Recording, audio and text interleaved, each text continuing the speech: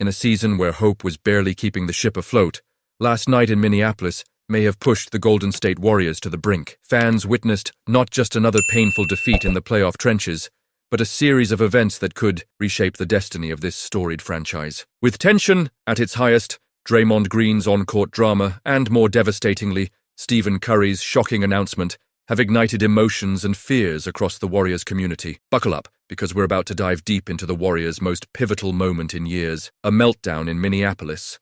More than just a loss. The Target Center roared as Minnesota cruised to a commanding 117-93 victory over Golden State. But beyond the stinging scoreboard, it was the mood in the second quarter that truly defined the evening. There, Draymond Green once again became a lightning rod, earning a technical foul, his fifth of the playoffs, after catching Naz Reid in the face with his arm. This single act sparked an avalanche of criticism and debate. Draymond, celebrated as the Warriors' defender, motivator, and agitator, now finds himself under a different lens. Is his intensity still a force that drives this team, or has it become a combustible liability the Warriors can no longer afford? Patience wears thin. Draymond at a crossroads, back in the glory days. Draymond's fire was the fuel behind championships. He was never just about the box score. He was the emotion, often incendiary, that set the pace on and off the floor. But after years of technical fouls, ejections, and public dust-ups, even the most loyal fans are asking, has Draymond finally crossed the line one too many times? This most recent technical foul came as no surprise. Social media lit up with criticisms and calls for accountability. The narrative has shifted. The days when anything was allowed because the team always found a way to win seem to be over. The world is watching, wondering, will the Warriors' leadership finally draw a line in the Iggy? And Wolves on the hunt, Minnesota's relentless start. The game's opening minutes set a merciless tone. Minnesota raced to a blistering 13-0 start before the Warriors could muster a single field goal. It took nearly 5 minutes for Golden State to get their first points. Already, the psychological damage was done.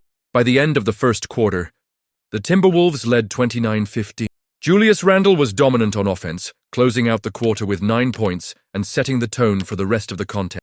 Meanwhile, the Warriors looked disjointed, a team searching for answers, but finding only confusion and mounting pressure. Struggles and snapping points. The Warriors crumble in the second quarter. Golden State tried to rally, but Minnesota's intensity never wavered. The Timberwolves' physical defense and fast pace continued to disrupt any sign of Warriors. The low point came when Draymond's aggression crossed into recklessness. The technical foul, met with little protest, seemed to suck the life from the entire team. By halftime, Minnesota led 56-39. Hope briefly flickered in the third quarter as Golden State mounted a classic third-quarter comeback, going on a 19-9 run and trimming the deficit to just 6. But the Timberwolves, fueled by Randle and a resurgent Anthony Edwards, slammed the door shut, ending the period up 85-60. By the fourth, it was academic. Buddy Hield's brief hot streak was quickly nullified by another surge from Minnesota, sealing the game and leaving Warriors fans with a heavy sense of déjà vu. The tipping point, inside the locker room. With 6 minutes left and the benches emptied, the reality set in. This was no ordinary. The Warriors didn't just drop a game, they looked like a team at the end of its rope. There were no rumors swirling about blockbuster trades or explosive post-game rants, but the wear and tear of consecutive seasons. Making the same mistakes was unmistakable. The elephant in the room, however, had nothing to do with who started or who was. It was an absence that loomed larger than any name on the box. Devastation.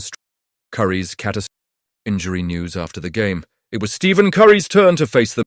The usually upbeat superstar delivered news that rattled Dub Nation to it. His hamstring injury, suffered in Game 1, is a Grade 1 strain, with no guaranteed timeline. In a candid statement, Curry, "This is new. Based on everything I'm learning about how quickly you can come back, there has to be a recovery. You can't. It's going to be a /recovery, where you take more than a week, re-evaluating every day to understand when it will be safe to even think about coming back." Not the words any Warriors fan. If Curry's absence was troubling before, now it's with no set return, the Warriors' path through the postseason instantly became murkier, and their margin for error, already slim, nearly. A new Warriors must reinvent themselves. Curry's puts even more weight on the shoulders of Klay Thompson, Jordan Poole, and a supporting cast that has struggled for Thompson's playoff pedigree is legendary, but ups and downs in recent years have left fans questioning whether he can be the guy when it matters. Meanwhile, Poole, whose flashes of brilliance are often undermined by lapses in judgment, now finds himself cast as an unlikely. Their ability to generate offense, control the tempo, and inspire belief in the locker room will determine whether Golden State can survive. For all the controversy, the onus is on him now to not just avoid mistakes, but to elevate his leadership to a new level, one that will inspire, not distract. Against the odds, can the Warriors? Despite the bleak news, not all host. In Game 1, without Curry, the Warriors managed a gutsy 99-88 win, powered by defense, and that victory proved this team won't.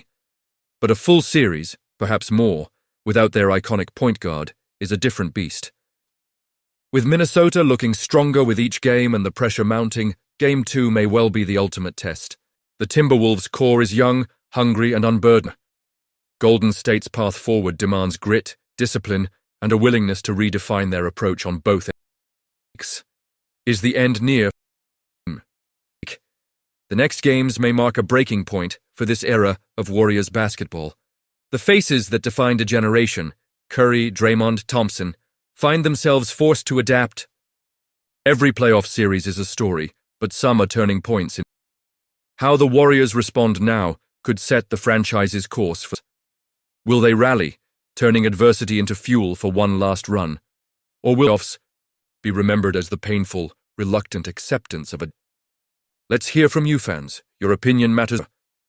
Do you believe the Warriors can rediscover their magic and adversity? Is it finally time for the team to embrace change? On the court, in the locker room, or in the front office? And after all the drama, does Draymond still belong old? Or has his role shifted from acyclical? Drop your thoughts.